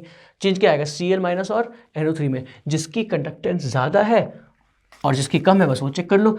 तो अगर मैं Cl माइनस की देखूं तो 7.6, NO3 माइनस की देखूं तो 7.2, यानी कि ग्राफ जो बनेगा इसका वो इनिशियली थोड़ा कम होता जाएगा। मैं अगर ग्राफ बनाऊं तो जो ग्राफ बनेगा इसका वो इनिशियली, बिल्कुल पूरे पेज में बनाऊंगा मैं, इनिशियली पहले थोड़ा कम होगा। ठीक है, पहले कम होगा और उसके बाद जब ये टाइट्रेट हो जाएगा, ये बताओ जब ये पूरा टाइट्रेट हो जाएगा उसके बाद जब तुम AgNO3 डालोगे फिर तो नंबर ऑफ आयंस ही बढ़ेंगे, फिर तो आयंस के नंबर बढ़ेंगे। तो पहले ये थोड़ा सा कम हो रहा होगा, फिर हो सकता है बढ़ जाए ज़्यादा, इस टाइप का ग्राफ। तो इस टाइप का ग्राफ अगर आप देखोगे ऑप्शन में तो थर्ड ऑप्शन है जो इस टाइप का ग्राफ बना है, यानी कि इसका जो पहला यानी कि P, ये मैंने P का कर रहा था, मैं इस साइड कोने में आंसर लिखता जाता हूँ। P का जो आंसर आना चाहिए, या इस साइड नीचे लिखता हूँ मैं, P का जो आंसर आना चाहिए that should be third graph, यानी P का 3 होना चाहिए, P का 3। वैसे तो क्वेश्चन ही सॉल्व हो गया, क्योंकि अगर ऑप्शन देखा जाए तो सिर्फ एक ही ऑप्शन में P3 पे है। बताओ, ये तो क्वेश्चन वैसे ही खत्म हो गया। ठीक है, बचा ही नहीं। ठीक है, बट मैं फिर भी जल्दी जल्दी आपके लिए बाकी को करा देता हूँ। वैसे क्वेश्चन सॉल्व हो चुका है, मैं जल्दी जल्दी आपके लिए बाकी को करके दिखा देता हूँ। दूसरा सवाल है, दूसरे में है कि KCl नीचे है और KCl टाइट्रेंट है और हाँ ठीक है उल्टा है बेसिकली, तो इसमें मैं दूसरा करके देता हूँ। ये पहला पार्ट का हो गया P का, क्यों का देखता हूँ। टाइट्रेट इज AgNO3, यानी इसमें AgNO3 है एंड टाइट्रेंट इज KCl, उल्टा हो गया। ठीक है, अब उल्टा हो रहा है इसमें, अब इसका ग्राफ देख लेते हैं, कोई दिक्कत नहीं है, जाके देख लेते हैं। और हमें जो कंफ्यूजन था कि भैया आप क्यों बोले थे कि पहले क्या है और ऊपर से क्या डाल रहे हैं, क्यों इंपॉर्टेंट है, वो समझ में भी आ जाएगा यहाँ पे। ठीक है, यानी कि नीचे AgNO3 और ऊपर क्या है KCl, तो यानी पहले कंडक्टेंस था Ag प्लस और NO3 माइनस के कारण। अब इसमें हमने क्या डाल दिया जी, इसमें हमने डाल दिया KCl। एक तो AgCl बनेगा जो कि बाहर हो जाएगा, बचेगा क्या, AgCl निकलेगा, बचेगा K+, यानी अब बचेगा K+ और NO3 माइनस। पहले कंडक्टेंस था Ag+ और NO3- के कारण, अब कंडक्टेंस है K+ और NO3- के कारण। कंडक्टेंस चेक करते हैं, K+ का 7.4 है, Ag+ का 6.2 है, तो कंडक्टेंस पहले बढ़ रहा होगा, यानी कि इनिशियल कंडक्टेंस थोड़ा सा बढ़ेगा और बाद में आके और ज्यादा बढ़ेगा, क्योंकि उसके बाद तो KCl सिर्फ डाल रहे हैं, वो तो कंडक्टर में हाईली कंसंट्रेटेड था, वो ज्यादा कंसंट्रेशन थी उसकी, तो बाद में और बढ़ेगा। ऐसा कोई ग्राफ है क्या? हाँ बिल्कुल है, फोर्थ ग्राफ ऐसा है, यानी कि Q का आंसर 4 होगा। ठीक है, नेक्स्ट HCl और NaOH, तो टाइट्रेट इज, इसका तो ग्राफ याद भी होगा वैसे, ये भी तो क्लास में कर ही था, क्या था जी, कि टाइट्रेट जो है वो NaOH है और ऊपर से जो हम डाल रहे हैं वो HCl डाल रहे हैं। तो अरे तो ठीक है, फिर तो इसमें वही होगा, पहले कम होगा फिर बढ़ेगा। देख लेते हैं, इसके लिए आयंस की मैं बात करूं, इसके लिए अगर मैं आयंस की बात करूं तो आयंस होगा, सबसे पहले क्या था, Na+ था और OH- था, इसमें हमने डाल दिया HCl, तो एक तो क्या बनेगा, H2 बनेगा, उसको मैं नहीं लिखूंगा, क्या बनेगा अब Na+ और Cl-। अरे यार, तो Na+ तो सेम है, OH- के बदले क्या आ गया, Cl- आ गया, और ये पता है कि H+ और OH- की कंडक्टेंस वैसे एक्सेप्शनली थोड़ी ज्यादा होती है, देखो OH- और H+ की कंडक्टेंस बहुत ज्यादा है बाकियों के कंपैरिजन में, तो पहले कम होगा और फिर बढ़ेगा, तो इसमें पहले नीचे जाएगा और फिर ऊपर जाएगा, सॉर्ट ऑफ ऐसा ग्राफ। ठीक है, यानी कि R का 2 हो गया। आखिरी केस है NaOH और CH3COOH। वैसे देखो, फिर से मैं वही बोल रहा हूँ, क्वेश्चन तो हो गया है, बट हमें आना चाहिए, समझ में आना चाहिए ये चीज। ठीक है, titrate is NaOH, titrant is CH3COH। ठीक है, अब इसमें देखो हमने क्या डाला, पहले नीचे क्या है, इसका मतलब नीचे हमारे पास NaOH, नीचे NaOH है और ऊपर से हमने ऐड किया है CH3COH। अच्छा, ऊपर से अगर तुम CH3COH ऐड करोगे तो इनिशियली, मतलब नीचे, ठीक है, तो इनिशियली क्या होगा कि CH3CONa बनेगा और एक तो H2 बनेगा, उसको मैं लिखूंगा नहीं, तो यहां पे मैं लिखूंगा Na+ और CH3COO-, ये बनेगा।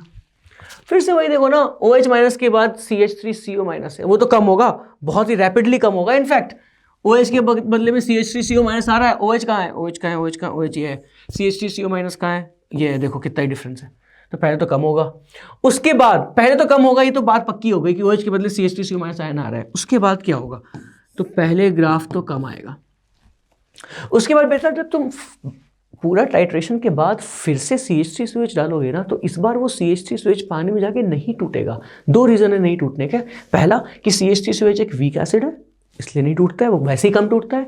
दूसरा कि CH3CO- बहुत ज्यादा बन चुका होगा तब तक सॉल्यूशन में, और ये सप्रेस करेगा, इसको नहीं बनने देगा, ऐसे कॉमन एन इफेक्ट के कारण, कि अगर CH3COH है और CH3COH टूटना चाहता है, CH3COH आगे टूट के CH3COO- बनना चाहता है, और इसमें और ये तुमने प्रोडक्ट में कुछ पहले से ले लिया है, तो फिर ये बहुत कम टूटेगा आगे, ये पढ़ा था हमने इक्विलिब्रियम में।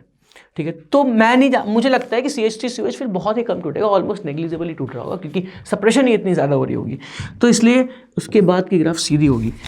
तो S के लिए जो ग्राफ होना चाहिए वो 5 होना चाहिए, तो P3 Q4 R2 and S5, option is C, तो C ऑप्शन होगा इसका करेक्ट। ठीक है, ये हमारा क्वेश्चन नंबर 14 था। ठीक है, आ रहा होगा समझ। उसके बाद क्वेश्चन नंबर 15 देखते हैं। 15 केमिकल बॉन्डिंग का क्वेश्चन है, बहुत ही सिंपल क्वेश्चन। मैं आपको पहले तो स्ट्रक्चर बताया था, कौन कौन सा क्वेश्चन इसका स्ट्रक्चर बनाना है। एक तो देखो Xg(F2) का, पता नहीं क्यों देते हैं ऐसे सिंपल से क्वेश्चन, Xg 2F, मतलब खुश हो जाना चाहिए बिल्कुल ऐसे क्वेश्चन देख के, और 3 लोन पेयर, 1 2 3 4 5 6 7 8। ठीक है, अब इसकी शेप क्या होगी, इसमें 3 लोन पेयर आएंगे, तीनों इक्विटोरियल प्लेन पर आएंगे, ये तीनों लोन पेयर होंगे, ये दिखेंगे नहीं वैसे, मैंने बस बना के दिखाया आपको ताकि आपको समझ में आए। ये इक्विटोरियल प्लेन में होंगे, और फिर 2 F, एक F नीचे और एक F ऊपर, परफेक्टली लीनियर होगा, क्योंकि कोई इस बार ऐसा नहीं कि लोन पेयर के कारण सेपरेशन होगा, क्योंकि दोनों साइड लोन पेयर है, तो डिस्टॉर्शन भी नहीं होगा, परफेक्टली लीनियर होगा। तो जो पहला ऑप्शन है इसमें इसके ऑप्शन देखते हैं। ट्रायगोनल पैरामीटर, नहीं ट्रायगोनल, और इन्होंने क्या बोला है कि based on VSEPR match the xenon compound given in list 1 of the corresponding geometries and the number of lone pair of xenon. ठीक है, तो नंबर ऑफ लोन पेयर से देखना है हमें, ठीक है ना, नंबर ऑफ लोन पेयर भी निकालना है और उसकी ज्योमेट्री देखनी है। तो XeF2 का हमने बना दिया, XeF4 का देखते हैं।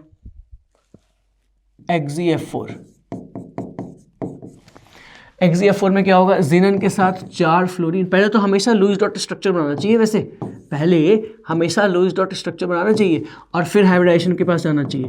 तो 4 फ्लोरीन है और 2 लोन पेयर होंगे, तो इलेक्ट्रॉन क्लाउड कितने हो गए, 6 इलेक्ट्रॉन क्लाउड किस तरीके से अरेंज करेगा, Xe के साइड। ठीक है, इसमें कितने थे, 1 2 3 4 5 थे, इसमें कितने, 6 आ गए, तो 6 इलेक्ट्रॉन क्लाउड तो ऑक्टाहेड्रल शेप में आता है। ठीक है, मैं आपके लिए शेप बना रहा हूँ ताकि आपको देखना आसान हो, बाकी आपको लोन पर कहाँ डालना है, F कहाँ डालना है, वो सब तो आप कर ही लोगे। यहाँ पे ऐसे, ठीक है, इसमें कितने फ्लोरीन है, 4 फ्लोरीन और 2 लोन पेयर। तो लोन पेयर को मैं एक ऊपर कर देता हूँ, एक नीचे कर देता हूँ, 4 फ्लोरीन यहाँ कर देता हूँ, तो ये हो गया XeF4। Third is XeO3। वैसे ये भी तुम ऑप्शन देख के एलिमिनेट कर सकते हो, सारे सबके बनाने की ज़रूरत नहीं पड़ेगी, क्वेश्चन ऐसा है, लेकिन मैं बना के दिखा रहा हूँ आपको। ठीक है, क्योंकि हमें तो सीखना है। ठीक है, ऐसा नहीं कि अब एग्ज़ाम नहीं होगा तब सीखने की ज़रूरत नहीं है, बिल्कुल हमें ये सीख के जाना है, अभी आगे भी एग्ज़ाम बचे हैं बिट्स के। XeO3, तो Xe में ऑक्सीजन 3, ठीक है, 3 ऑक्सीजन यानी कि 3 डबल बॉन्ड, 6 और 1 लोन पेयर हो गया। तो इलेक्ट्रॉन क्लाउड 1 2 3 4 इलेक्ट्रॉन क्लाउड है, तो इसकी जो स्ट्रक्चर होगी वो होगी, 1 लोन पेयर होगा और ऐसे होगा, टेट्राहेड्रल ज्योमेट्री। ठीक है, XeO3F2, XeO3F2, फिर से मैं इसका भी लुईस डॉट स्ट्रक्चर बनाऊंगा, O3 6 F और F, तो 1 2 3 4 5 इलेक्ट्रॉन क्लाउड कैसे अरेंज करेंगे, ट्राइगोनल बाइपिरामिडल, O ये तीनों एक प्लेन में होंगे और एक ऊपर और एक नीचे आएगा, F ये। चलो जी, तो पहला देखते हैं P का क्या होगा। P में होगा ट्राइगोनल बाइपिरामिडल ज्योमेट्री है, इसका ट्राइगोनल बाइपिरामिडल ज्योमेट्री, और लोन पेयर कितने हैं, 3 लोन पेयर, 1 2 3 3 लोन, बिल्कुल सही है। तो P का हो जाएगा 5, ये P था, P का हो जाएगा 5, ये Q है। इसका देखते हैं, इसकी ज्योमेट्री क्या है, इसकी ज्योमेट्री है ऑक्टाहेड्रल ज्योमेट्री, एक ही क्वेश्चन में गिवन है विच इज़ 3, तो Q का 3 हो गया। ठीक है, और लोन पेयर कितने जी, 2 लोन पेयर, तो वो भी लिखा हुआ है उसमें, बिल्कुल सही। उसके बाद है इसका थर्ड यानी कि XeO3 का टेट्राहेड्रल है, टेट्राहेड्रल ऑप्शन में है, जी हाँ सेकंड ऑप्शन में है, तो R का ऑप्शन हो जाएगा 2, ये S है। इसमें क्या दे रखा है, इसका आएगा देखो ट्राइगोनल बाइपिरामिडल होगा ये, है ना, तो ट्राइगोनल बाइपिरामिडल में बिल्कुल दे रखा है। और लोन पेयर कितने हैं, इसके पास तो 0 लोन पेयर है, तो 0 लोन पेयर का कोई ऑप्शन है, एंड नो नंबर, यस 4, तो S का हो जाएगा 4। ठीक है, ऑप्शन चेक करना, this is trigonal bipyramidal geometry, this is octahedral geometry, this is tetrahedral geometry, this is also trigonal bipyramidal geometry, this has 0 lone pair, 1 lone pair, 2 lone pair and 3 lone pairs. ये ठीक है, तो P5 Q3 R2 and S4 ये option B है, तो B option आपका correct है बेटा आंसर। क्वेश्चन नंबर 15 में जिसने भी मार्क कर रहा है वो सही है। ठीक है, आगे बढ़ते हैं। क्वेश्चन नंबर 16, देखो सेम टाइप का रिएक्शन है क्वेश्चन नंबर 16 में भी। ठीक है, तो सेम टाइप का रिएक्शन में हमने क्या करना है, बस एक ही चीज़ देखना है कि जैसे ये हो गया, बहुत जल्दी करेंगे क्योंकि सेम रिएक्शन है सब में। इसमें क्या करना है, O3Zn ओजोनोलिसिस करते हैं इसमें। ठीक है, तो यहाँ पे हमने इसको बना दिया कुछ ऐसे, देखो ये। उसके बाद हमने क्या डाला इसमें, NaOH और हीट, ये वही क्या कहते हैं, एल्डोल रिएक्शन कराना है, हीट दिया हुआ है तो एलिमिनेशन भी करवा देना। तो एलिमिनेशन जब कराने के बाद एल्डोल करवाओगे तो ये बनेगा CHO और यहाँ डबल बॉन्ड आ जाएगा। उसके बाद next step CH2OH ethylene glycol यानी कि CH2OH CH2OH, इसमें हम बनाएंगे एक 5 मेंबर्ड रिंग जिसमें कि एक डबल बॉन्ड है। उसके बाद O और O आएगा, CH2 CH2 ऐसे, ठीक है। ऑलराइट, उसमें एक कार्बन एक्स्ट्रा आएगा, ये देखना पड़ेगा हमें ऐसे,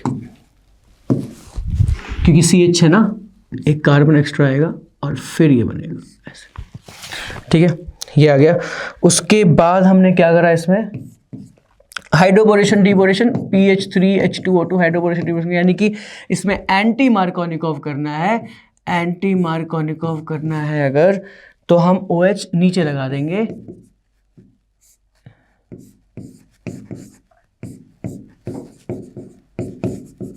ये, ठीक है। उसके बाद हमने इसमें हाइड्रोलिसिस करी है H3O+, तो ये पूरा खत्म हो जाएगा, यहाँ से फिर से कीटोन आ जाएगा इसका। तो यहाँ से बनेगा, थोड़ा मैं फास्ट कर रहा हूँ क्योंकि ये बहुत सिंपल से रिएक्शन है जो हमें देखना है। यहाँ पे CH2O CH हो जाएगा, सॉरी,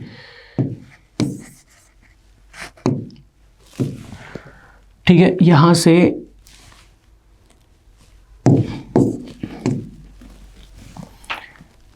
ये निकल जाएगा, तो ये C डबल बॉन्ड OH ये आ जाएगा, ठीक है। इसके बाद इसमें हमने डाला है NaBH4, ठीक है। फिर से रिडक्शन करना पड़ेगा, तो यहाँ से बनेगा CH2OH और यहाँ पे OH, ये, ठीक है। तो इसका अगर हम देखें ऑप्शन, जो ऑप्शन है तो यानी P का 3 आएगा ना। P के 3 जो है वो 3 ऑप्शन में है, तो अब हमें देखना है Q का 2 है या 5 है, क्योंकि Q का 2 और 5 में अगर आ गया तो हमारे पास आंसर आ जाएगा बहुत इजीली, ठीक है। इनफैक्ट A और C 2 ऑप्शन है, दोनों में Q के ऑप्शन जो है 5 दे रखे हैं, ठीक है। तो हम किसको चेक करें कि हमारे एक बार में चेक करके आ जाए, तो हम R को चेक कर सकते हैं या S को चेक कर सकते हैं। तो लेट्स से हम S को चेक कर लेते हैं, सीधा S को चेक कर लेते हैं, तो आंसर आ जाएगा हमारा, ठीक है। तो मैं डायरेक्टली S को चेक कर रहा हूँ, ठीक है। तो S को अगर मैं चेक किया तो यहाँ से CH3 ये और डबल बॉन्ड O, सेम ही चीज़ डाला है, इसमें ग्लाइकॉल डाला है सबसे पहले, ठीक है, ग्लाइकॉल, ठीक है। तो यहाँ से हमने बनाया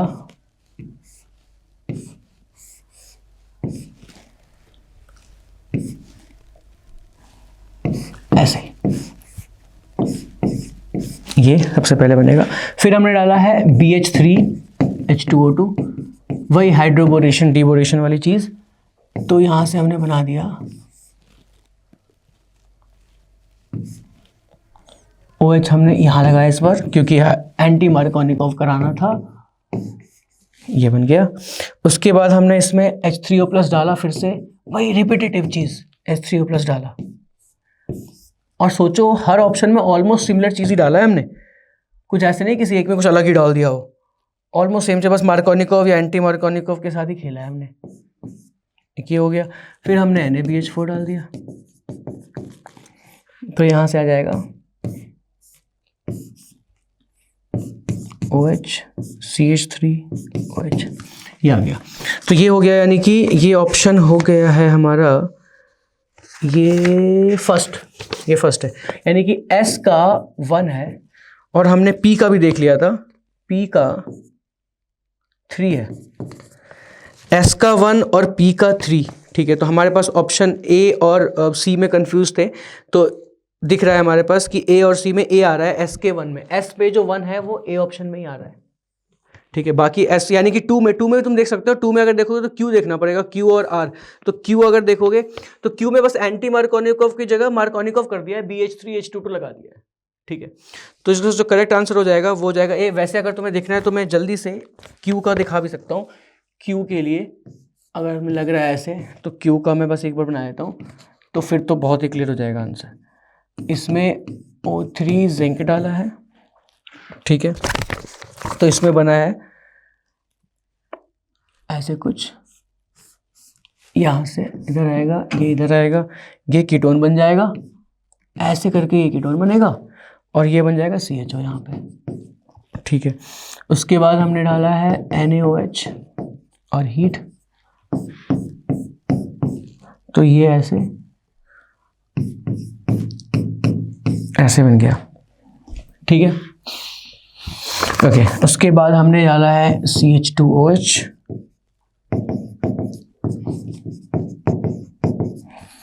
ठीक है, तो यहां से हमने बनाया इसको, एक ये रिंग तो पूरा रहेगा ही, साथ में ये कार्बन, उसके साथ ये जुड़ गया O, घटिया सा कंपाउंड ये। उसके बाद यहाँ से बनेगा BH3H2O2, एंटी मार्कोनिको वाली चीज़ फिर से करी हमने। यहाँ से हम इसको बनाएंगे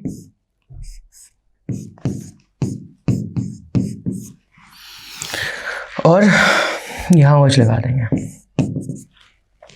फिर H3O+ और उसके बाद NaBH4 में डायरेक्टली बना रहा हूँ, फिर H3O+ और NaBH4 के साथ डालेंगे तो क्या बनेगा, यहाँ तो OH रहेगा और यहाँ से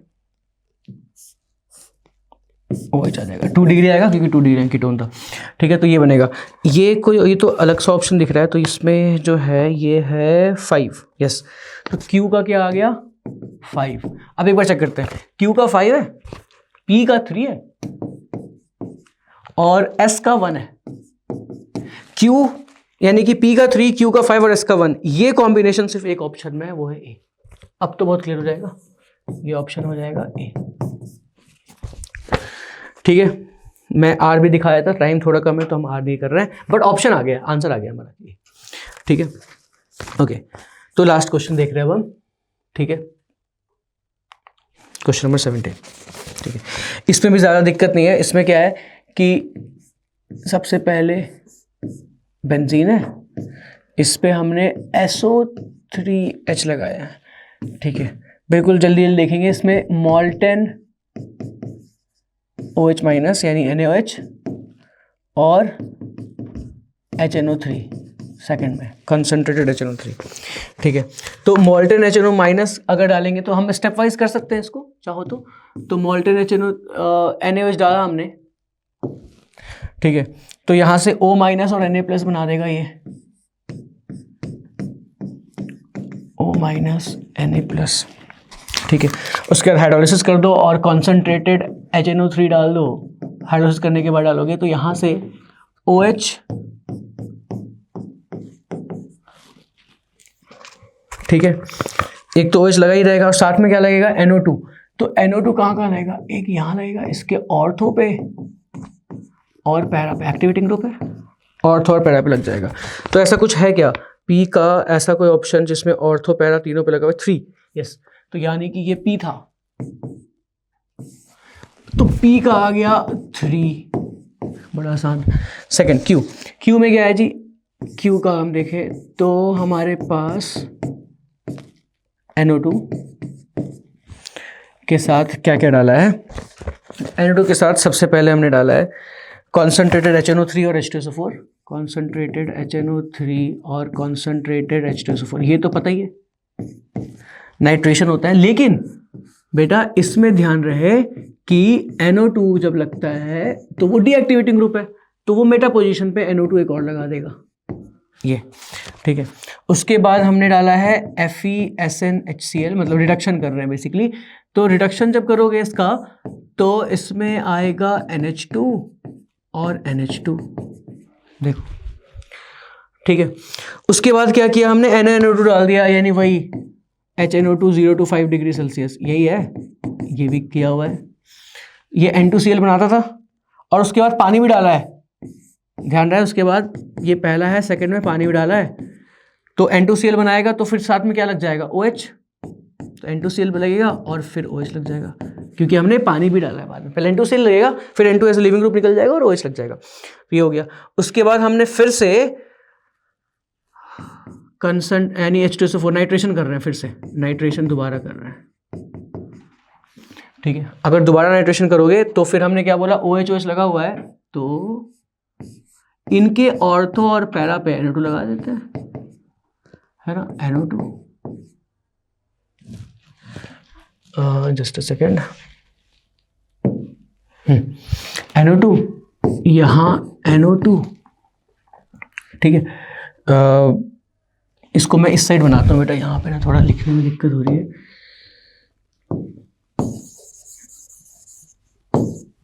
इसको मैं नीचे की तरफ लिख रहा हूँ, ठीक है। यहाँ देखो, तो OH के ऑर्थो और पैरा पे OH और OH, ठीक है। तो यहाँ पे हमारे पास NO2 आएगा, यहाँ NO2 आएगा, यहाँ पे भी NO2 आएगा, यहाँ पे भी NO2 आएगा, और एक यहाँ पे NO2 आ जाएगा, ठीक है। देखो ये पोजीशन खाली रहेगा, क्यों खाली रहेगा, क्योंकि ये इसका मेटा है और ये इसका भी मेटा है, तो ये एक्टिवेटिंग तो है ही नहीं, तो ये कंपाउंड बनेगा, और ये कंपाउंड है कंपाउंड नंबर S5, यानी कि Q का हो गया 5, ठीक है। P का था 3, P का था 3, ठीक है।